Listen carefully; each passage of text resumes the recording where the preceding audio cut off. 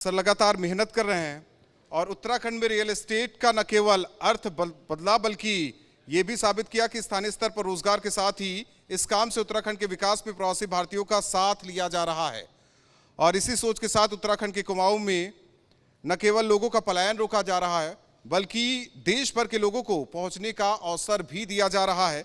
मातृभूमि से प्यार करने वाले मनोज जोशी जी, एक बार फिर से आप लोगों से अनुरोध है, कृपया ताली से उनका स्वागत जरूर करें। रियल एस्टेट डेवलपर हैं और कई परिवारों का सपना लगातार पूरा कर रहे हैं। बहुत बहुत धन्यवाद। हालांकि थोड़ी देर में अगले सेशन की शुरुआत करते हैं।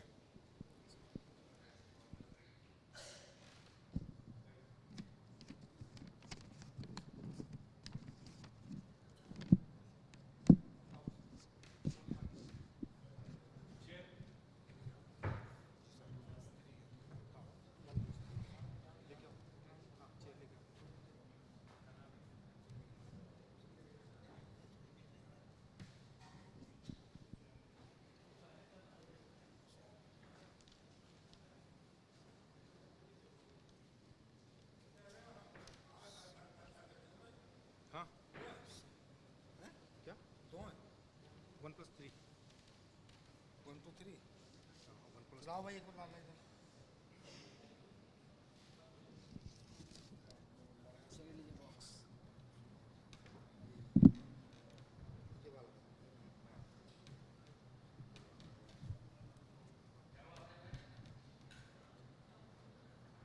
एक चेयर और लो, एक चेयर और दो।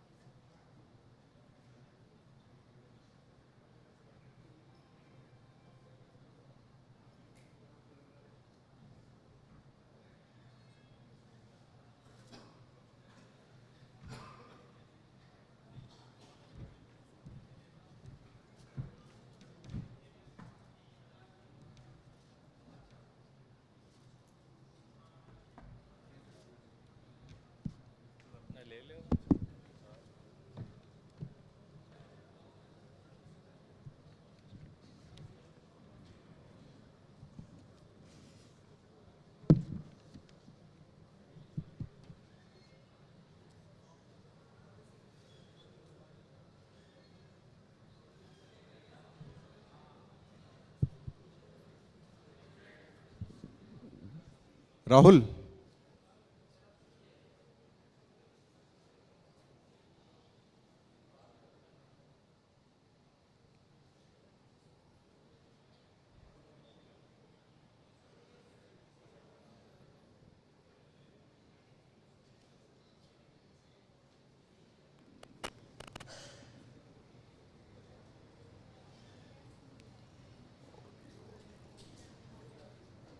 ऑडियो आ रही है? आवाज ऑडियो तीनों की। हेलो,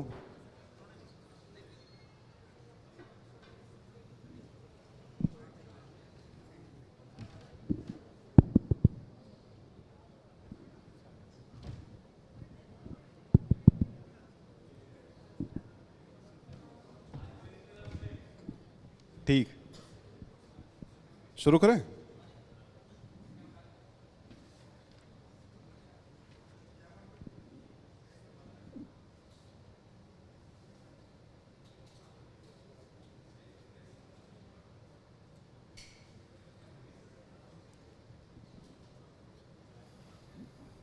अब मैं मंच पर आमंत्रित करना चाहूंगा Arson Woods Saharanpur, Ashish Mittal MD, Mohit Mittal ji director, Nitin Goyal ji director, please मंच पर आएं। अगले सेशन की शुरुआत करते हैं।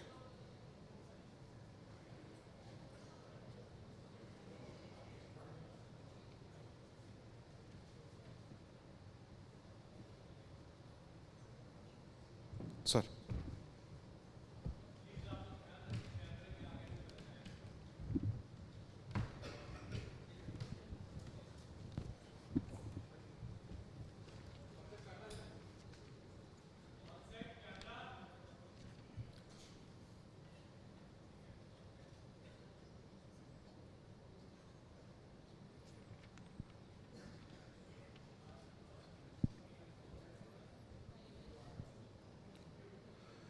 न्यूज नेशन नेटवर्क के channel News State Uttarakhand Uttar Pradesh के सम्मेलन the real heroes pride of Uttarakhand में आप सभी मेहमानों का स्वागत है।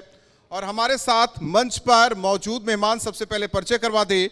आर्सन वुड्स सहारनपुर से आशीष मित्तल जी एमडी हैं, मोहित मित्तल जी डायरेक्टर हैं, नितिन गोयल जी डायरेक्टर हैं। हालांकि ये कहानी सहारनपुर के 3 युवाओं की जोड़ी की है। जोड़ी को लेकर राज क्या है सर? बाइक ले लीजिए आप लोग। किस तरीके से सोचा और किस तरीके से कंपनी को आगे बढ़ाया आप लोग? सर वैसे तो ये फैमिली बिजनेस है हमारा जी। और काफ़ी वर्षों से हमारे जो बड़े हैं, हमारे दादाजी, फिर हमारे ताऊ जी, पिताजी ये सब काम कर रहे थे। और सहारनपुर की ये काष्ठ कला, जैसे कि आपने देखा होगा कि बहुत जगह बोर्ड भी लगे हैं कि सहारनपुर काष्ठ नगरी में आपका स्वागत है। तो काष्ठ कला तो ये है ही, लेकिन इसको अलग लेवल पर ले जाना और विश्व भर में ले जाना, यही अपने आप में एक बहुत बड़ी दुविधा थी। क्योंकि कार्विंग तो बहुत अच्छी है, काम बहुत अच्छा है, लेकिन उसको उस स्तर पर बनाना और करना कि दुनिया उसे पसंद करे और दुनिया हम पे भरोसा करे, ये एक अपने आप में बहुत बड़ा चैलेंज था। और इस चैलेंज को हमने ओवरकम किया, काफ़ी कुछ इसमें चेंजेस किए क्वालिटी वाइज और अपनी नॉलेज लगाकर, अपनी एक्सपीरियंस को यूज़ करके, और फाइनली हमने उसको एक ब्रांड के तरह से एस्टैब्लिश किया है। सर एक सवाल आपसे ये है कि देखिए, बताया कि सहारनपुर काष्ठ कला हालांकि वर्ल्ड फेमस है, सहारनपुर में किस तरीके से लकड़ी का काम होता है, तो ये आइडिया आया कैसे? क्या सोचा आप लोगों ने कि क्या कुछ बेहतर किया जाए और रोजगार भी हो, सहारनपुर का नाम भी रोशन हो, यूथ लगातार जुड़ता रहे? हमने सन 2013 में इस कंपनी की शुरुआत की थी। सन 2013 से पहले हमारी छोटी सी दुकान थी, हम वहीं से काम करते थे, कस्टमर का वेट करते थे, कस्टमर का इंतजार करते थे। कस्टमर आ गया तो सामान बिक गया, नहीं तो बैठे हैं खाली। हमारे जो सहारनपुर की काष्ठ कला है, वो कारीगर धीरे धीरे पलायन कर रहे थे। यहाँ से सहारनपुर छोड़ के दूसरे शहरों में, जोधपुर, केरला, मुंबई जैसे शहरों में जाके काम करने मजबूर थे, या फिर रिक्शा चलाना या फिर फल सब्जी बेचना, उसके लिए मजबूर हो गए थे। फिर अब हम ये चीज़ हम देख नहीं पाए, इस वजह से हमने इस कंपनी की शुरुआत करी और अपने काम को अलग लेवल पे ले आए।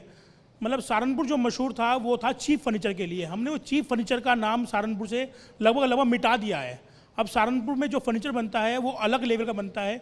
जैसे बड़े बड़े जो बंगले होते हैं या फिर बड़े बड़े विलास होते हैं, उनके लिए फर्नीचर बनता है, और हाई क्वालिटी का जो फर्नीचर बनता है वो हमारे यहाँ बनता है। हालांकि अब हमें लगता है कि हर जगह जाता भी होगा। एक सवाल आपसे ये है कि मतलब ये आइडिया है, आप लोग एक ही परिवार के हैं कि दोस्त हैं? कजन्स। फिर भी कहते हैं बिजनेस में साथ नहीं लिया जाता। आप लोग एक साथ हैं और इतने अच्छे से कंपनी चला रहे हैं, तो ये आइडियाज़ आया कि इसे विश्व स्तर पर ले जाया जाए, पूरी दुनिया में पहचान हो। क्या कुछ आप लोगों ने R&D की, रिसर्च और डेवलपमेंट क्या कुछ रहा? सहारनपुर का जो काष्ठ कला उद्योग है वो एक कुटीर उद्योग की तरह काम करता था। अपने आप में आर्ट बहुत अच्छी है, कारीगर बहुत सारे जुड़े हुए हैं, लेकिन एक कुटीर उद्योग की पहचान से कभी बाहर नहीं निकल पाया, क्योंकि कभी भी क्वालिटी के ऊपर, नई टेक्नोलॉजी के ऊपर, नए मार्केट्स के ऊपर कभी भी ध्यान नहीं दिया गया। उसी चीज़ को देखते हुए, उस गैप को भरते हुए, उसी गैप को भरने के लिए इस कंपनी की हम लोगों ने एक शुरुआत की थी आर्सन वुड्स प्राइवेट लिमिटेड के नाम से, जो कि आज इंडिया में भी अपनी एक अलग पहचान रखता है, इंडिया में भी एक ट्रेडमार्क है, और इसके साथ ही 35 देशों के अंदर हमारा एक्सपोर्ट है, और वहाँ भी हम लोग एक ट्रेडमार्क रजिस्टर हो चुके हैं। और रिसर्च डेवलपमेंट की जो आपने बात की, उसमें नए नए प्रोडक्ट को, नए नए रॉ मटेरियल को, नई टेक्नोलॉजी को लेके आना, बड़ी कंपनीज जो इंटरनेशनल ब्रांड्स हैं जो रॉ मटेरियल प्रोवाइड करते हैं, उनके रॉ मटेरियल को यूज़ करना, एक रिसर्च और डेवलपमेंट टीम का हमने गठन किया इसी काम के लिए, जो नए नए प्रोडक्ट को यूज़ करके, रॉ मटेरियल को यूज़ करके नई नए प्रोडक्ट क्वालिटी इंप्रूवमेंट के लिए लगातार काम करती रहती है।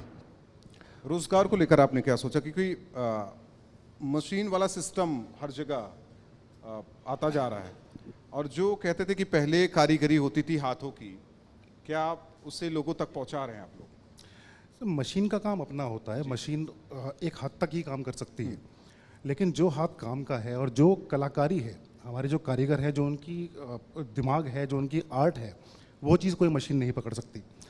और उसका ही अपने आप में एक बहुत बड़ा स्कोप है।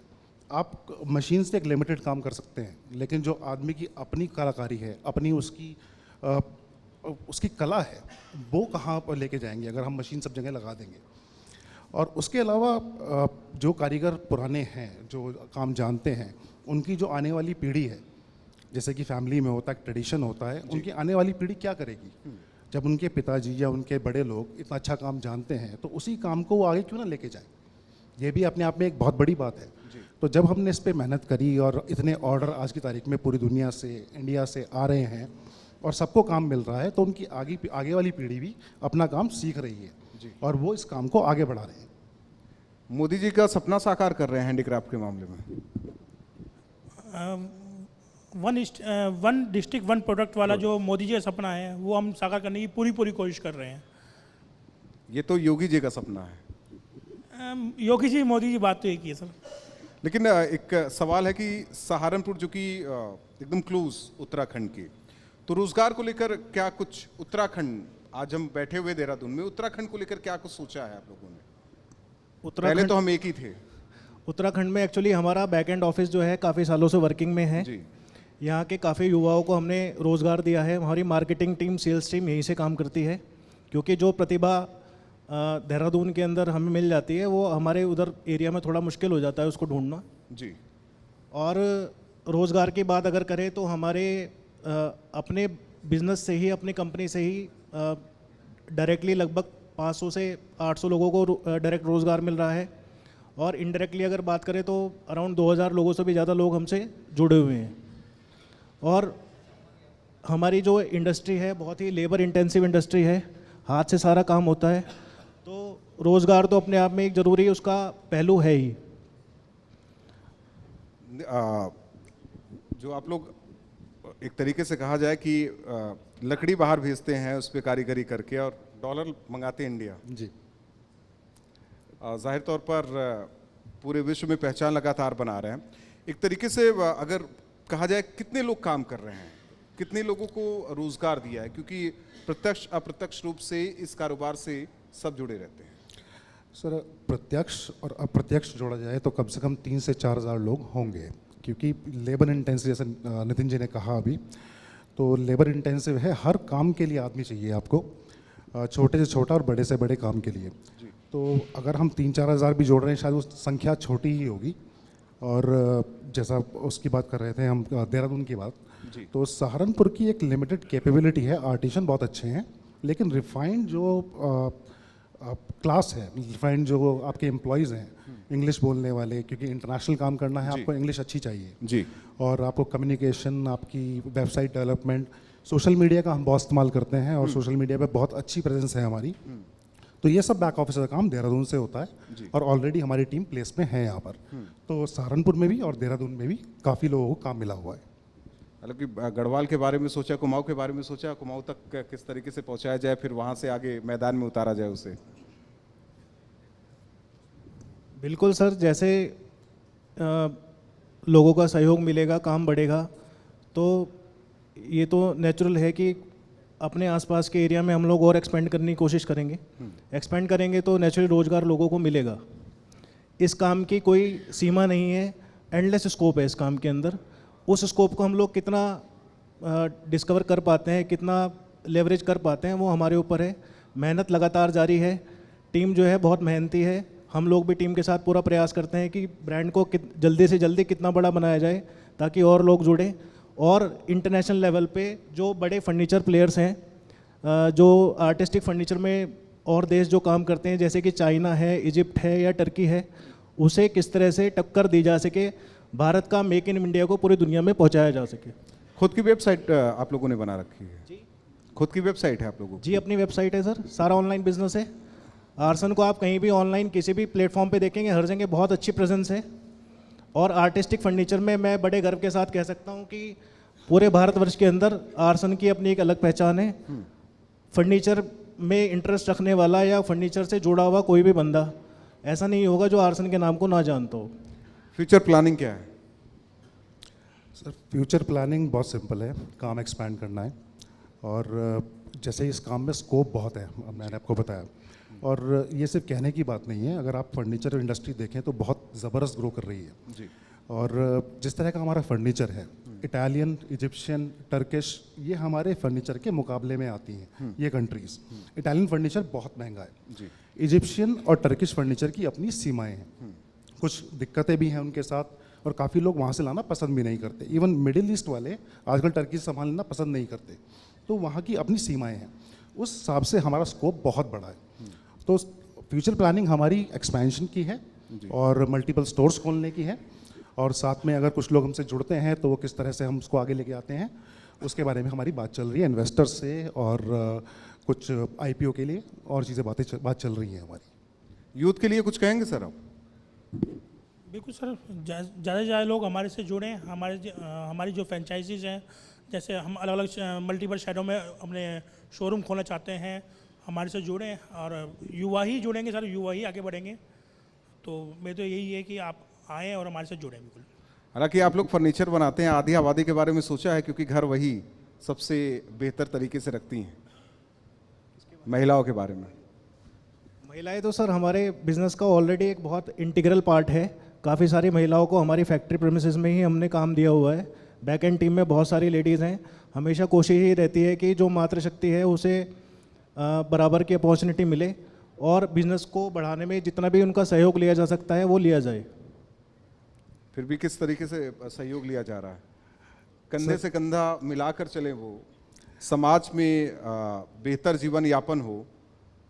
पुरुष तो लगातार कमाने के लिए तो निकलते रहते हैं, खासकर महिलाओं की बात करें, और यूथ के साथ वो लड़कियां भी जुड़े जो वाकई इस पूरी पद्धति से जुड़ना चाहती हैं। सर, फीमेल पॉपुलेशन या महिलाओं का बहुत हमारे काम में योगदान है। देखिए, जितना भी हमारे पास लेबर है, हमारे पास जो लोग काम करते हैं उनमें 70% महिलाएं हैं, और अब जो हमारा रिफाइंड काम है या जो ऑफिस का काम आपका है उसमें भी काफ़ी हद तक लेडीज़ या लड़कियां हमारे पास हैं जो काम कर रही हैं। और सबसे इंटरेस्टिंग बात कि हमारी 90% जो सेल्स है वो महिलाएं ही ड्राइव करती हैं। ये घर का सामान महिलाएं पसंद करती हैं और पुरुष को कहती हैं जाइए खरीद के लाइए जी। तो दोनों तरह से ही है, फैक्ट्री में भी और बाहर भी। एक चीज़ देखा गया है कि लकड़ी के इस काम में ज़्यादातर रॉ मटेरियल यूज़ करके चीज़ों को डिज़ाइन कर दिया जाता है। आकर्षण इतना हो जाता है कि लोग भागते हैं उसके पीछे, और उन्हें लगता है कि ये सस्ता है, अच्छा लग रहा है, ये महंगा है, नक्काशी हुई है। उसको लेकर लोगों को समझाने को लेकर कुछ आप लोगों ने किया है? कई बार होता है ये, कई बार ये चीज़ें होती हैं, कोई फैमिली गई कुछ खरीदने के लिए तो उसे लगा नहीं इसमें तो हाथ से कारीगरी की गई है, ये हो सकता है कि महंगा हो। सर, अब जो मार्केट का जो सिनेरियो है उसमें कस्टमर को बहुत ज़्यादा समझाने की कोई ज़रूरत नहीं है। एक्चुअली अवेयरनेस बहुत ज़्यादा हो चुकी है सोशल मीडिया की वजह से।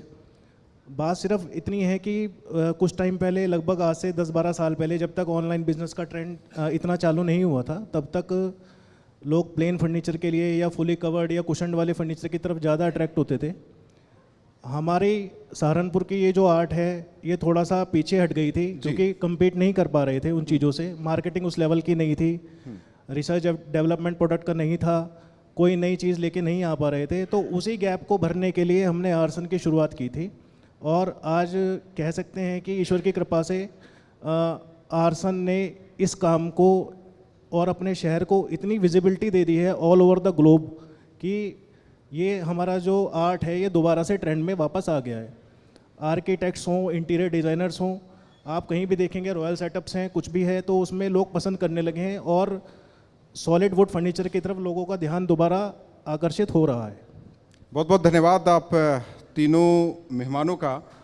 जाहिर तौर पर आप लोग आगे बढ़ते रहें, युवाओं को साथ लेते रहे, महिलाओं के लिए भी काम करते रहे, और जो कास्ट कला है या हैंडीक्राफ्ट है उसको बढ़ावा देते रहे, क्योंकि ये विलुप्त हो चुका है और जाहिर तौर पर एक बार फिर इसे वापस लाना है। बहुत बहुत धन्यवाद आप तीनों मेहमानों